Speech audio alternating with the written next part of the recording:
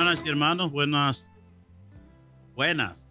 saludos, bendiciones. Padre Silvio le acompaña en el programa La Vida en Cristo y estoy solito en alma con Jesús María, ¿verdad? Todos los ángeles y todos los santos. Pero vamos a introducirnos a este programa que le hemos llamado La Revelación de Dios. Vamos a comenzar en oración pidiendo la asistencia del Espíritu Santo, en el nombre del Padre, del Hijo y del Espíritu Santo. Amén. Ven, Espíritu Santo, llena los corazones de tus fieles, enciende en ellos en fuego sagrado de tu amor, envía tu Espíritu, todo será creado y renovará la faz de la tierra. Oh Dios, que iluminaste los corazones de tus fieles con la luz del Espíritu Santo, haz que guiado por ese mismo Espíritu saboremos los dulzores del bien y gocemos siempre de su divino consuelo por Cristo nuestro Señor. Amén. La revelación de Dios. Ese es el tema de hoy. Y vamos a basarnos en el capítulo 2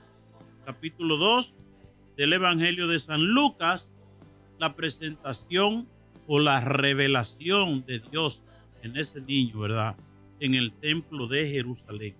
Vamos a hablar de un acontecimiento muy grande que se conmemora el 2 de febrero, ¿verdad?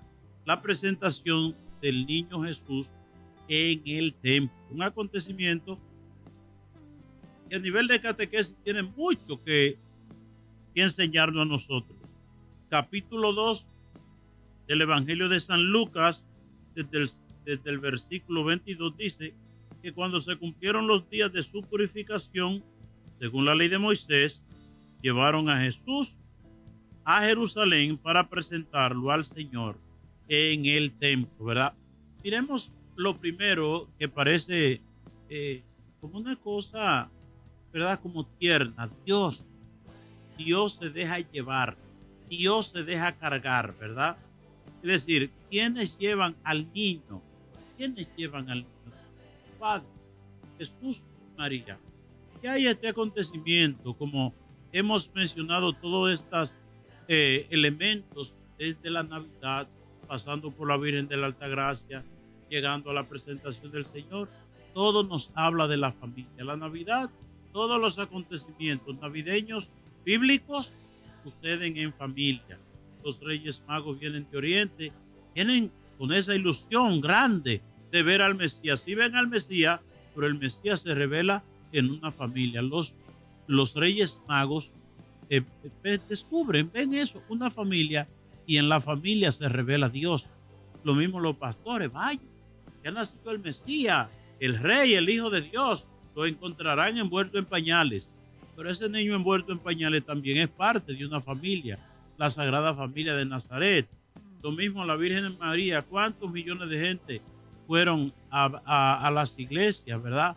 O pasaron por santuarios a ver a la Virgen de la Altagracia. Por la Virgen de la Altagracia, precisamente, es la revelación de la Sagrada Familia, ¿verdad? Y con esto nos dice, Dios se revela en una familia para decirte a ti, decirme a mí, qué grande, qué importante es la familia. Por eso en este proceso, en este plan de Dios, de revelación, de revelarse Dios, de mostrarse al mundo, el papel de la Santísima Virgen María, el papel de San José, el papel de la familia. Y nos está apuntando, todos estos acontecimientos de la Navidad apuntan a familia, y es una manera de decirnos a nosotros qué importante es la familia, qué grande es la familia. Decirnos a nosotros también, Dios nos dice, el tesoro que tú tienes es la familia. El tesoro que tú tienes es la familia, es decir, no es fortuitamente que los reyes, que los pastores que hoy son en el templo descubren el niño, al niño Dios revelado, mostrado en una familia, ¿verdad?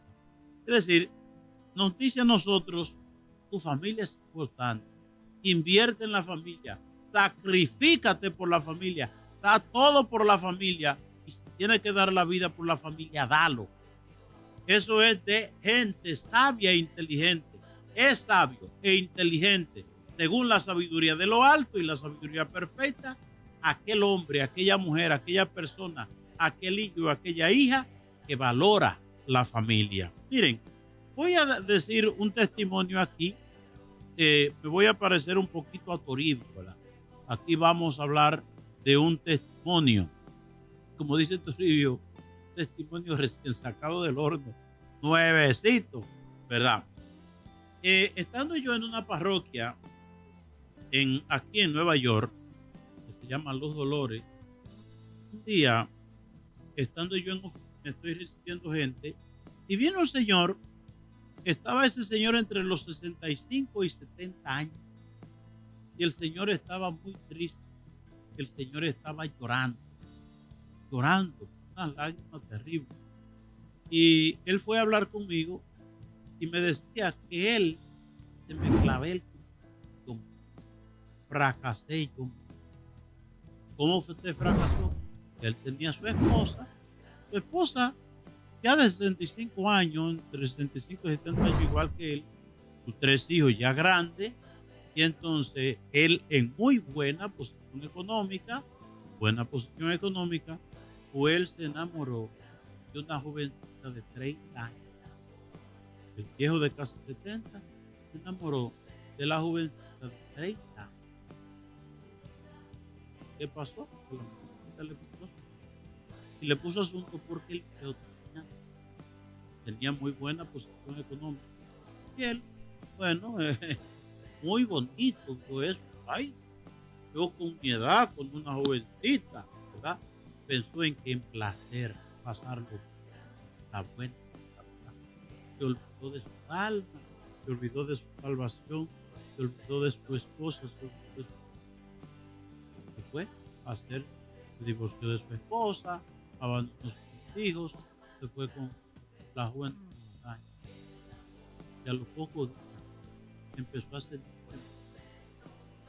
el remordimiento, esa presencia de Dios en su alma, en su conciencia, que le decía, no lo hiciste bien. Bueno, esa unión de ese viejo con esa joven no terminó en nada. ¿Qué lloraba este señor? ¿Qué era lo que lamentaba? Que había destruido su vida. Él había perdido sus seres queridos. Toda una vida de esfuerzo y sacrificio en familia, de la noche a la mañana, por placer con una mujer más joven que la vida, pues destruyó la familia. ¿Qué me decía él? ¿Cómo me miran? Ya no me miran con el amor de antes, ya no me miran como la ternura de antes, ya no me ven como papá. Y esa es mi tristeza. Perdí mi esposa, perdí. Yo creo que me decía como que mi esposa también encontró otro hombre, también en su vida, ¿verdad? Y entonces llegaba a su casa ¿por qué? Porque él perdió la autoridad moral frente a su perdió la autoridad moral frente a su ya después que ese viejo juez ya para los era papá. De tal manera, hermanas y hermanos, es de hombre sabio, inteligente, papá o mamá, no perder la autoridad moral frente a los hijos. No perder la autoridad moral frente a los hijos. Comentaba un día que una joven muy triste fue a hablar conmigo, una decepción terrible. Ella tenía a su papá en un pedestal y entró a la habitación y encontró al papá viendo imágenes pornográficas. Ella después de ese día, ya mi papá no es el papá. La muchacha lloraba de tristeza. Cuando los papás pierden la autoridad moral frente a los hijos, ¿qué perder la autoridad moral? Que ya usted no tiene potestad para usted hablarle a los hijos, para usted dirigirse a sus hijos, para usted corregirle a sus hijos, para usted hacer vida con sus hijos, porque ya usted pasa a ser no un papá, no un cualquiera, ¿verdad? Porque nuestras acciones, nuestras actitudes frente a los hijos nos ponen en una situación. La pregunta es, tú como papá, tú como mamá, ¿qué ven los hijos en ti? ¿Qué ven los hijos? ¿Tienes tu autoridad moral para hablarle a tu hijo, para corregirlo, para inventarlo, ¿verdad? Y entonces, lo primero que destacamos de la revelación de Jesús, de la presentación del niño Jesús en el templo, y Dios se revela en ese niño, ¿verdad? Pero Dios se revela en una familia. Es decir, Dios nos invita a nosotros no solamente a verle a Él, no a ver la familia, la Sagrada Familia, ver a Dios en la familia. Y aquí deducimos una cosa: ¿cuánto Dios ama a la familia? ¿Cuánto Dios ama a tu familia? ¿Cuánto Dios ama a mi familia? Y lo que le pasó a ese señor, del cual doy testimonio, fue que ese señor no sabía lo que tenía hasta que lo perdió. No supo lo que tenía hasta que tiró la familia por la borda para buscar placeres.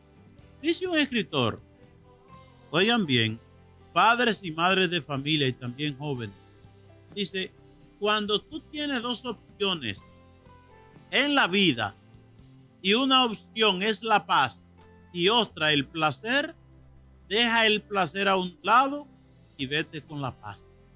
Que la paz trae integrado el placer.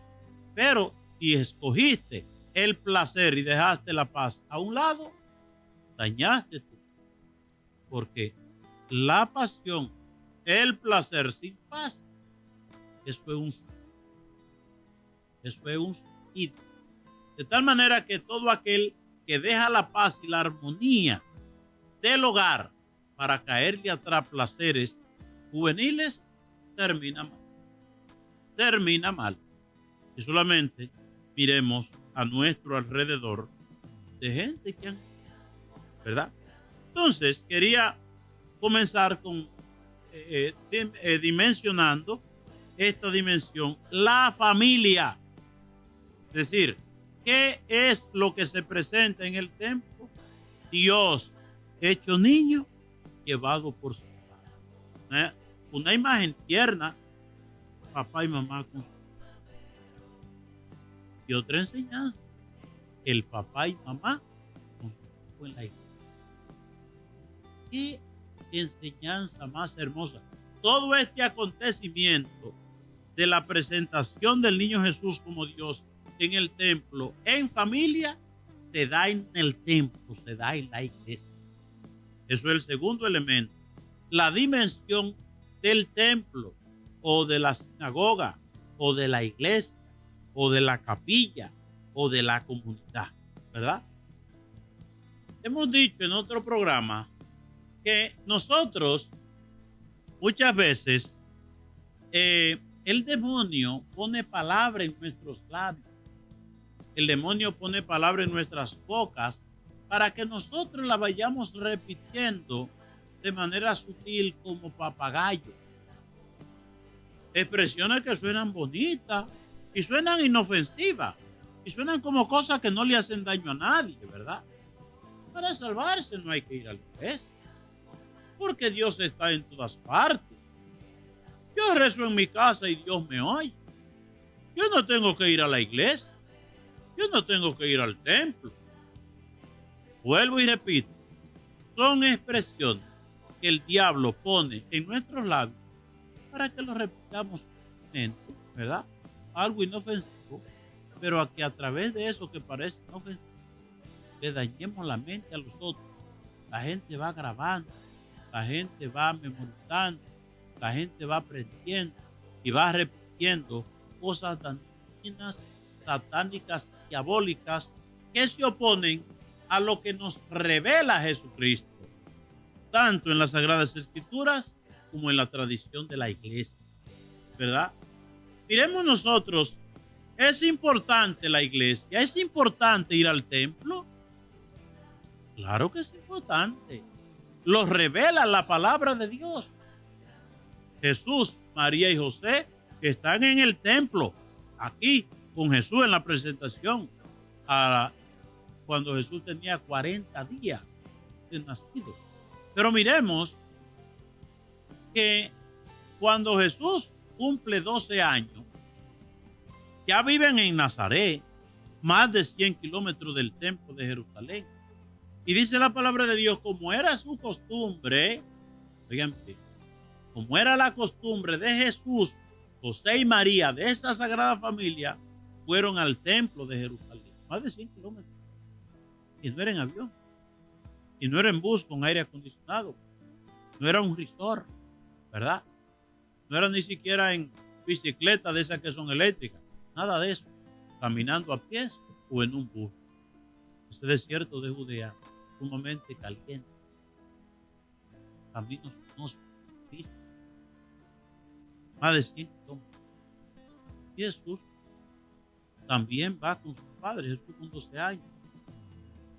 Qué bueno, oigan bien, que los padres lleven a sus hijos a la iglesia. Y repito algo que lo leí y me gustó, y por eso lo repito y lo he dicho varias veces. El padre de familia, ¿usted lleva a sus hijos a la iglesia? Sí, yo lo llevo. Y si sus hijos no quieren ir a la iglesia, lo llevo como quiera. Pero es que ellos no quieren, no, yo lo obligo. ¿Cómo? Usted es un dictador. Porque usted obliga a sus hijos a ir a la iglesia. Usted es un dictador. Sí, pues yo sí lo llevo obligado. Porque si yo no lo llevo obligado a mis hijos a la iglesia hoy, después la sociedad lo va a obligar a ser prostituto, a emborracharse, a drogarse, a la pornografía, a la perdición. Si usted no obliga a sus hijos de pequeño a ir a la iglesia, el mundo le obligará a escoger el camino que conduce hacia el infierno. De tal manera que todas esas expresiones, para salvarse no hay que ir a la iglesia, Dios está en todas partes, yo rezo en mi casa, esos son una palabra original dominicana. Te la digo. Esas son burrundangas. ¿Ustedes han oído esa palabra? Burrundanga. Bueno, eso es un disparate. Eso es pume burro. Eso son cosas que solamente tienen sentido en el mundo pecaminoso, ¿verdad? En el mundo satánico, diabólico. Ir a la iglesia. Cuando vemos la Sagrada Familia, que va cuando Jesús tiene 40 días, que va cuando Jesús tiene 12 años, y dice, como era su costumbre, pero Jesús también va a la sinagoga. La sinagoga, podemos decir, era como la capilla que acostumbró. Es decir, si hay algo que nos enseña María y José a los padres de hoy, que es llevar a su hijo al templo, a la iglesia. De las cosas más educativas para que la iglesia, para mantener la familia unida, para sembrar valores y principios en los hijos desde pequeños, la familia entera en la iglesia, ¿verdad? Como la familia sagrada de Nazaret. Y aquí hay que destacar una cosa. ¿Necesitaba Jesús, el Hijo de Dios, ir al templo? ¿Necesitaba? No. ¿Necesitaba María? Tampoco. María era llena de gracia, no tenía pecado. ¿Lo necesitaba José? Tampoco, porque José era el hombre justo. ¿Y por qué ellos fueron? Porque iban para cumplir las leyes, para enseñarnos a nosotros. Todas esas son enseñanza. Son enseñanza. Y miremos, vi una película, voy a decir algo. En una película hay una escena donde una joven tiene un accidente y la joven está en estado muy crítico. El doctor, que es católico o que es religioso, pues atiende a la joven, hace lo que él puede, siempre sabiendo que el poder del médico siempre es limitado. El poder absoluto solamente lo tiene Dios. Y llega el papá de la muchacha que está en estado delicado, llega ahogándose, llega volviéndose loco de amor, ¿verdad? Y le dice, ¿cómo está mi hija? ¿Cómo está mi niña? Y dice el doctor, bueno, no está bien. ¿Y qué usted me recomienda? Y dice que rece. Y no era un hombre de iglesia, ni de templo, ni de palabra de Dios, ni nada de eso. Y este hombre con su hija en estado crítico en un hospital, y oye este médico que le dice que reza, y le dice, pero es que usted se está volviendo loco. Mi hija casi muriéndose. y vengo yo desesperado y le pregunto a usted cómo está y qué puedo hacer y usted me manda que rece. Y el doctor lo ve y lo mira de arriba abajo y le dice, por lo menos no hace daño. Y eso me gustó. Por lo menos no hace daño. Es decir, en la presentación está la Sagrada Familia en el templo, en la iglesia. Están en oración.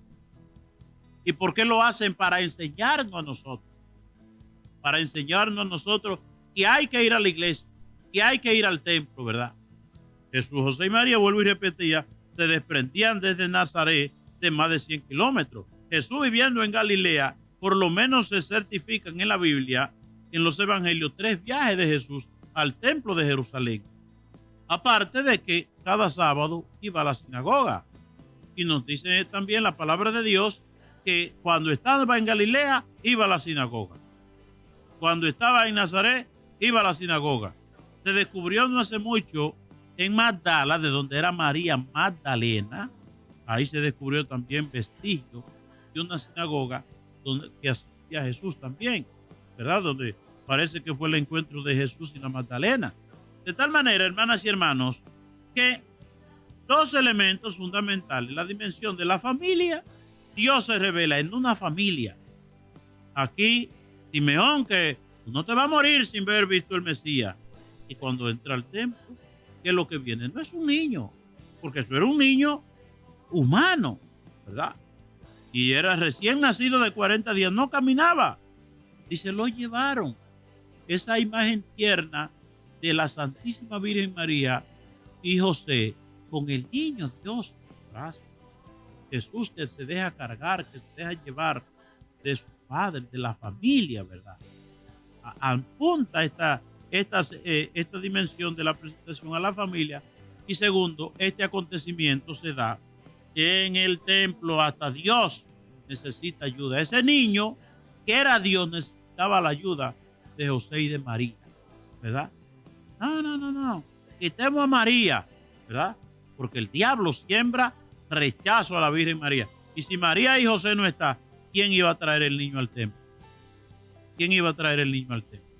Por eso todo esto son elementos para uno analizarlo. Otro elemento es que Jesús tiene 40 días y lo llevan al templo y lo circuncida. ¿Qué era la circuncisión? La circuncisión era un proceso a través del cual, cortándole el prepucio al niñito, el niño entonces pasaba a formar parte, el niño lo consagraban, pasaba a formar parte del pueblo santo de Dios. Capítulo 11, 13 y 17 del libro del Génesis, ¿verdad? Dios se revela a Abraham, hace un pacto con él, y el pacto, el símbolo visible de ese pacto es la circuncisión. Jesús nace en esta dimensión judía y Jesús cumple la ley. A Jesús lo llevan al templo a los 40 días y lo consagran. Jesús pasa a formar parte del pueblo santo de Dios a través de la circuncisión. Es una enseñanza para la gente que dice, no, el niño no se puede bautizar pequeño porque Jesús no se bautizó pequeño. Claro, Jesús no se bautizó pequeño porque no existía el bautismo, pero existía algo equivalente al bautismo, que existía la circuncisión. No, el niño no se puede llevar a bautizar pequeño porque el niño no sabe lo que recibe. ¿Sabía Jesús con 40 días lo que recibía? Capítulo 2, versículo 21 del Evangelio de San Lucas. Pero miremos nosotros a Juan, capítulo 1 de San Lucas, versículos 56 y 57. Juan el Bautista nace y al 8º día es circuncidado, ¿verdad? Al 8º día. Y aquí es un lapsus lingüe, ¿verdad? Es decir, Jesús fue circuncidado al 8º día. Ahí me equivoco, ¿verdad? La presentación en el templo es como una confirmación, ¿verdad? Una confirmación es como el niño, porque ¿quién era que llegaban a los 40 días? El primogénito. ¿Quién era el primogénito? El varón mayor, el hijo varón mayor. Por ser el hijo varón mayor, pertenecía a Dios. Y por eso la familia pagaba un rescate, con un par de tortas o un par de pichones, ¿verdad? Es decir, eso como pago, como eh, yo rescato al niño que pertenece a Dios ofreciendo estos animalitos como sacrificio. Era una cuestión religiosa en el pueblo de Israel. Entonces, consagran el niño a Dios a través de la circuncisión, pero a través también de la presentación en el templo. A Jesús y a Juan el Bautista lo circuncida como todos los niños judíos al 8º día.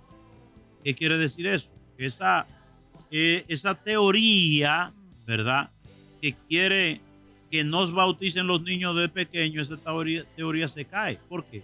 Porque lo que era la circuncisión en el tiempo de Jesús es el bautismo hoy. En el bautismo se consagra el niño a Dios a través de las aguas bautismales. Antes lo consagraban a través de la circuncisión. Entonces, aquí vamos a ver una cosa también muy interesante, que para mí es interesante, ¿verdad? ¿Qué es lo interesante aquí?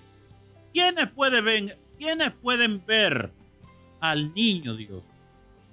O quienes descubren en Jesús que era Dios, ¿verdad? Aquí hay dos personajes muy interesantes. Son dos viejitos, son dos ancianos, una hembra y un varón, o un varón y una hembra, ¿verdad? Lo primero que habla de un viejito anciano. Había entonces en Jerusalén un hombre llamado Simeón, hombre justo. Cuando la Biblia dice que era un hombre justo, quiere decir que era un hombre santo. Eso dice de San José. La Biblia dice que San José era un hombre justo. Cuando la Biblia, bueno, y habla del patriarca, ¿verdad? De los patriarcas Jacob, era un hombre justo frente a Dios. Cuando la Biblia, vuelve y repite, dice, fulano es justo, quiere decir que era un hombre santo que cumplía sus obligaciones delante de Dios. Pero además de justo, era un hombre piadoso. Piadoso. ¿De dónde viene la palabra piadoso? Viene de la palabra pía, obras pías, es decir, aquel que hace obras buenas. Era un hombre piadoso, hacía obras buenas frente a Dios en el culto y frente a la gente haciendo obras de bien. Y además de eso, era justo, piadoso y aguardaba el consuelo de Israel. Aguardaba el consuelo de Israel. Es el hombre con el alma abierta que espera de Dios. Es el hombre que confía en la divina providencia.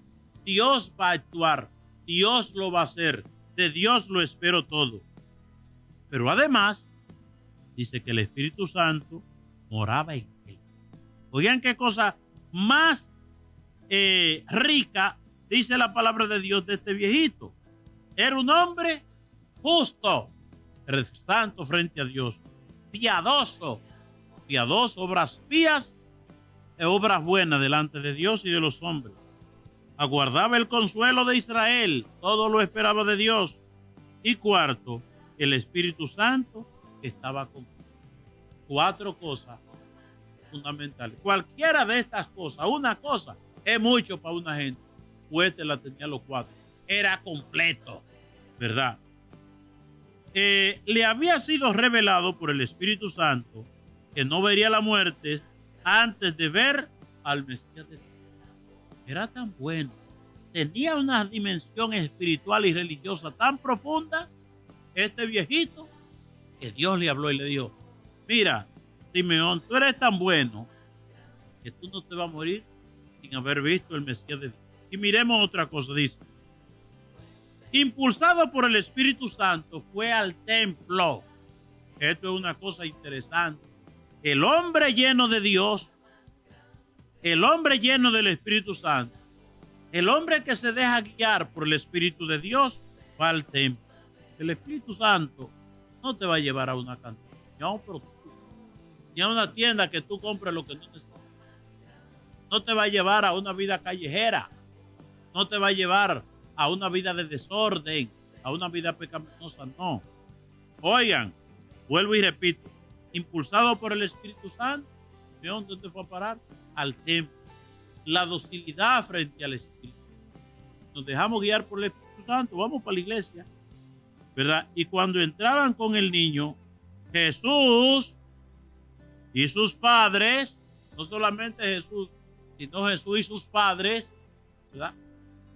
Muy interesante esto. Este es un texto, podemos decir, católico. ¿Por qué es católico? Porque menciona a Jesús, menciona a José y menciona a María. Si hubiese sido un texto no católico, solamente dice José, Jesús. Allá venía Jesús. ¿Y cómo venía Jesús? Bueno, gateando, yo no sé. No. Es decir, la palabra de Dios es católica. Menciona también a sus padres, a Jesús y a María, a José y a María, porque los protestantes a eso les da alergia. Les da una alergia terrible hablar de María, la que nos trajo el Mesías, la que nos trajo el Salvador, la que entra con Jesús en el templo, la que lo llevó a circuncidar cuando tenía 8 días, ¿verdad? Entonces, el Espíritu Santo lo llevó al templo y allá viene la Sagrada Familia. En medio de la Sagrada Familia, el niño Jesús. Que no podemos disociar. Miren una cosa, aquí no se para, no se puede separar. Jesús de sus padres, de María no se puede separar. Dice San Luis Grullón de Montfort, San Luis María Grullón de Montfort.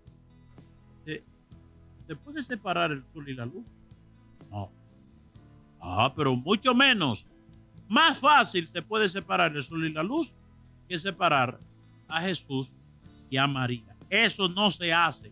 Eso no se separa. Y cuando Simeón tomó el niño en sus brazos y lo bendijo, diciendo: ahora, Señor, según tu promesa, puedes dejar que tu siervo muera en paz. Esto dice morir en paz. Aunque dice algunos textos, en algunas variantes, puedes dejar a tu siervo irse en paz. Irse de este mundo es morir. Puedes dejar a tu siervo morir en paz.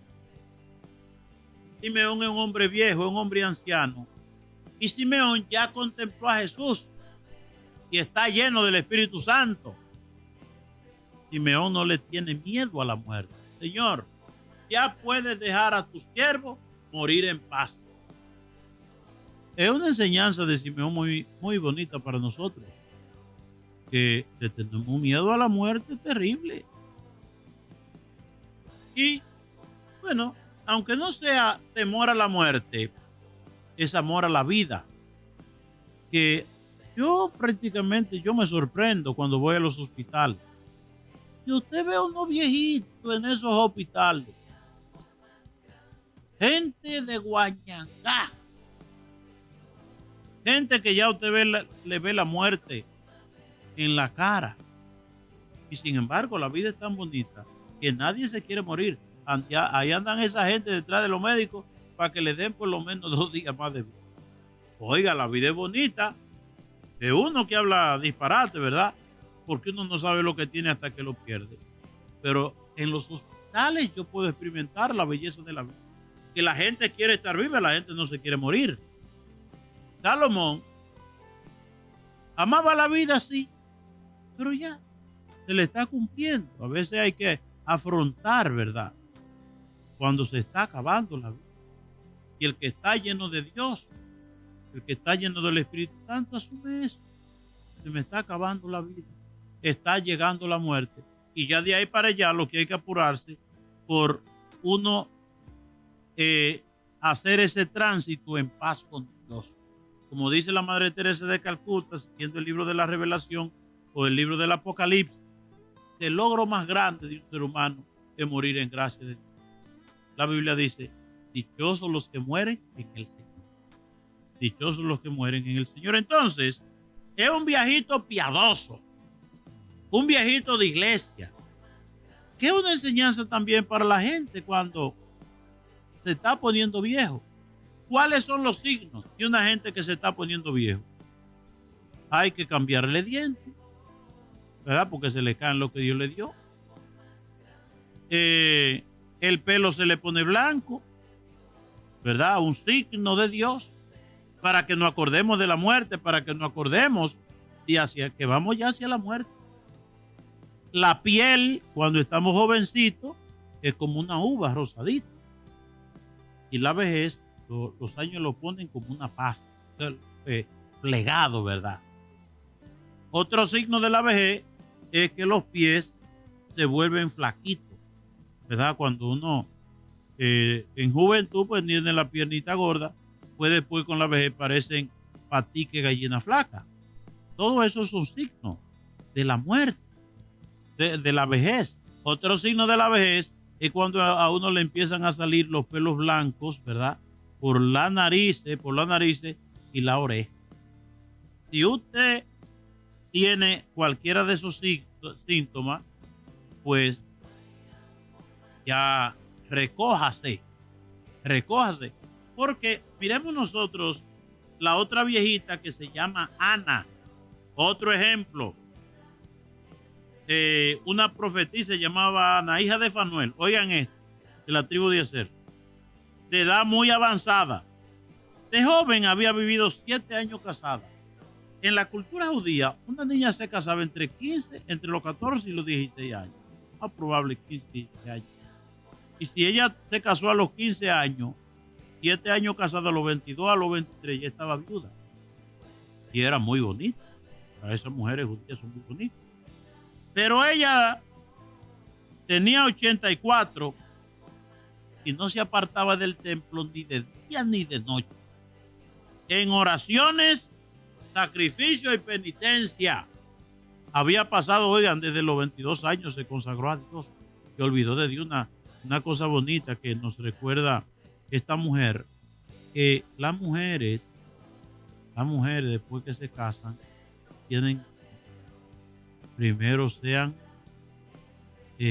madres y después mujeres. Es decir, que no busquen tantos placeres, ¿verdad? Eso enseñan esta viejita. Entonces, los viejitos recogidos, es una cosa bella y bonita. La gente envejeciendo de acuerdo psicológicamente y socialmente, envejeciendo en una actitud de amor, de respeto, de recogimiento, de vida de fe. En República Dominicana, yo he oído muchas veces gente que ya son viejitas o viejitos privando en muchachitas, como los monos brincando, ¿verdad? Y haciéndose operaciones y cuantas cosas. Y eso es tan desagradable. Una gente que no actúa de acuerdo a su edad. Y ya tenemos más de 65 años, aunque debiera ser la vida entera, pero ya los años deben llevarnos nosotros a una actitud de quemar etapas. Y entonces, pero es que la sociedad, la medicina hoy nos ofrece a los viejos que nosotros podemos rejuvenecernos, estirarnos la piel y hacernos operaciones y parecer jovencito. ¿Usted sabe a qué se parece eso?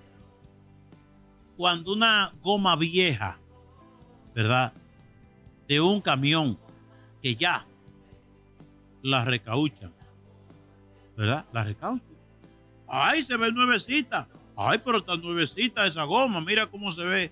Pero cuando esa goma coge carretera, y la ponen en el camión y la coge carretera, el caliente de la carretera hace que esa goma que parece nueva bote los pedazos.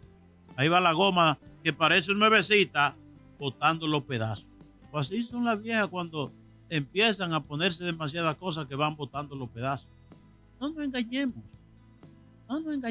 Afrontemos la realidad de la vida sabiendo que la vida tiene un límite. Por más que usted se opere y se arregle y cuánta cosa, usted no le añade ni un segundo a su vida. Usted no le añade nada a su vida. Es bonito, hasta inspira respeto el hombre o la mujer, ¿verdad? Que ya es su edad, visten de acuerdo a su edad, hablan de acuerdo a su edad, se relacionan con los otros de acuerdo a su edad. Y entonces, estos dos viejitos, oigan bien, estos dos viejitos son una enseñanza para nosotros de cómo envejecer en la iglesia. Envejezca en la iglesia. rezando. Dicen allá en Santo Domingo, ay, pero fulano está de que coja un rosario ya. Así es. Pues estos dos viejitos eran sabios. Ustedes no habían estudiado humanamente, pero tenían la sabiduría de lo alto. Y esa sabiduría de lo alto lo iba llevando a ellos. Se iban, lo que dice de Simeón, se dejó llevar por el Espíritu Santo y el Espíritu Santo lo llevó al templo. Si tú te dejas llevar por el Espíritu Santo, si te dejas guiar por el Espíritu Santo no te lleva a la perdición, te lleva a la salvación, te lleva a la salvación. Por eso, vuelvo y repito, qué bonito la gente que se ubica en su edad, ¿verdad? Se ubica en su edad, ¿verdad? Si tú eres una mujer ya de 60 y pico de años y ve a un muchacho de 20 o 30 años hablando disparate, coge un palo y caerle a palo y mándalo lejos, ¿verdad? Pero no te pongas a hacer coqueterito a la cosa, que no te luce. Y si entra en cualquier cosa con ese muchacho, va a terminar mal. Y si el muchacho tú ves que insiste, algo tú tienes que le interesa, que puede ser dinero, o que tú viajas para donde, etcétera, etcétera. Uno no puede ser tonto. ¿Cuántos viejitos se han llevado, verdad? Ay, una fulanita y me picó el ojo y ella muy coqueta. No es que tú eres bonito como Ricky Martin. Algo ve en ti, algún interés. Y es bueno que reacciones antes que fracase tu familia y tú te quedes sin pito y sin flauta. Eso es muy triste. Siempre que un hombre viejo destruye la familia por buscar placeres, termina mal. Cuando tú abandonas a tus hijos por andar en la calle y tú descuidas a tus hijos, también tus hijos te van a abandonar. He visto casos excepción de hombres que fueron muy mujeriegos, muy parranderos, muy maltratadores de su familia, y algunos de la familia se apiadan de él en la vejez. Son casos excepcionales. Pero ese refrán que dice en México, más vale mujer joven, bonita y rica que vieja, pobre y fea. Eso lo dicen los hombres cuando se quieren perder. Pero si tú tienes tu esposa que ha vivido la vida entera contigo, esa esposa no va a tener reparo en limpiarte, en ponerte pan, en botar tus porquerías, ¿verdad? Ella no tiene reparo en eso. Pero si tú siendo vieja te vas detrás de una jovencita, la jovencita no va a hacer eso. Es decir, todo esto son elementos de sentido común, pero que el diablo en su astucia nos ciega. Y el diablo, que lo que quiere hoy, destruir la familia, destruir los hogares, entonces nos pone a nosotros como unos lentes de colores para que veamos la realidad, no como es, sino de acuerdo al color de los lentes, ¿verdad? Y recuerdo, me decía una amiga mía, allá en República Dominicana, a Ana, del hospital. Dice ella que ella un día va a la capital de Villa Tapia, Santo Domingo, y allá le regalaron unos lentes oscuros, muy oscuros. Entonces, de regreso, ella se monta en un vehículo público, un bus, y ella se pone los lentes, y cuando ella ve así, wow, van a caer un burriquito aparejado, es decir, está tan nublado que va a llover mucho. El chofer la mira y como que se sorprende y vuelve y ve y mira, dice, wow, va a llover mucho. Y le dice el chofer, amiguita, quítese los lentes. Y cuando ella se quitó los lentes, se dio cuenta que estaba tan despejado. Pues el diablo es astuto y nos pone a nosotros lentes de colores para que veamos el pecado muy bonito, muy atractivo, y veamos los placeres como algo irresistible, ¿verdad? Parece que unos lentes de eso fue que el demonio le puso a Eva cuando habló con él. Porque después de esa conversacioncita, dice la palabra de Dios, dice el libro del Génesis, el capítulo 3, que cuando Eva miró, vio el pecado bonito, apetitoso, deseable e irresistible. cayó en él. Y cayó en él. Es decir, aquí hay que decir una cosa. Si tú ves que es demasiado bonito para ser verdad, es mentira, ¿verdad? Tú lo ves muy bonito para ser verdad, es que el pecado nunca tiene final feliz. Oigan bien, ni aquí en la tierra, ni allá, y del otro lado. El pecado nunca tiene un final feliz. Bien, hermanas y hermanos, así estamos llegando al final de este programa La Vida en Cristo, y quiero saludar al hermano Toribio. El hermano Toribio está en el momento de grabar este programa. Estamos grabando lunes 3 de febrero. En este momento el hermano Toribio está allá en el centro de rehabilitación. Él se fue para allá por un mes. Ya ustedes saben, tenemos más de 50 muchachos en ese centro de rehabilitación. Y entonces ahora estamos enfrascados en un proyecto de ponerle paneles solares al centro de rehabilitación, porque se va la luz y dura horas y entero. Esos muchachos no pueden estar así, ¿verdad? Para el agua. Imagínense, son más de 50 hombres. Necesitamos la energía eléctrica para la lavadora, para el servicio de agua, para los baños, para todo. Y entonces estamos envueltos en ese proyecto, de tal manera que si alguno de ustedes quiere colaborar con este proyecto, el proyecto anda por los 14 dólares.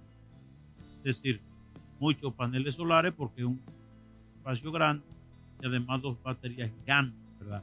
Que cada una cuesta $3,000. De tal manera que yo admiro al hermano Toribio. Él se va con esos muchachos, se pasa el día entero. Toribio nunca irse a una playa, irse a un hotel, irse a un resort, irse a descansar. Toribio llega, desde que llega al aeropuerto, pues se va para allá, para ese centro. Esa es la vida de Toribio. Y cuántas maravillas siendo Dios y la Virgen en ese centro. Ahí se reza el rosario de la Virgen 3 veces al día, se reza el rosario de la misericordia, se rezan los salmos de la laudes, los salmos de las vísperas. Se reza tanto que eso parece un seminario. Y ahí Dios hace obras tan grandes con todos esos muchachos sanando, ¿verdad? Y le invito a ustedes a que los que quieran integrarse a este proyecto, se ayuda con lo que ustedes, ¿verdad? Comuníquese con nosotros. Bueno, comuníquese con nosotros, y voy a dar el teléfono, no el teléfono mío, sino del hermano Toribio, ¿verdad? Para que cualquiera que quiera colaborar con este proyecto puede llamar al teléfono 347-204-3320. 347-204-3320. También decirle que si alguno quiere volver a ver el programa, ¿verdad? Después que lo pasan en televisión, puede entrar a la página o al canal de YouTube que se llama P de Padre, P Silvio Ortiz. P Silvio Ortiz. Ahí están todos los programas que hemos hecho, Toribio y yo. Y para el que quiera, ¿verdad? Quieren entrar, vuelvo y repito, todos los programas están ahí en el canal de YouTube P Silvio Ortiz, ¿verdad? Queremos saludar a todos aquellos que nos siguen a través de La Voz de María, de Televida y de MRC Promesa. MRC Promesa. Y pedirle a la Santísima Virgen María y a su Hijo Jesús que nos tomen de la mano, que nunca nos suelten. Nuestra garantía de salvación, de vivir en gracia, es ir de la mano de Jesús, de María. Que por intercesión de la Santísima Virgen María y todos los santos, en el nombre del Padre, del Hijo y del Espíritu Santo. Amén. Dios les bendiga.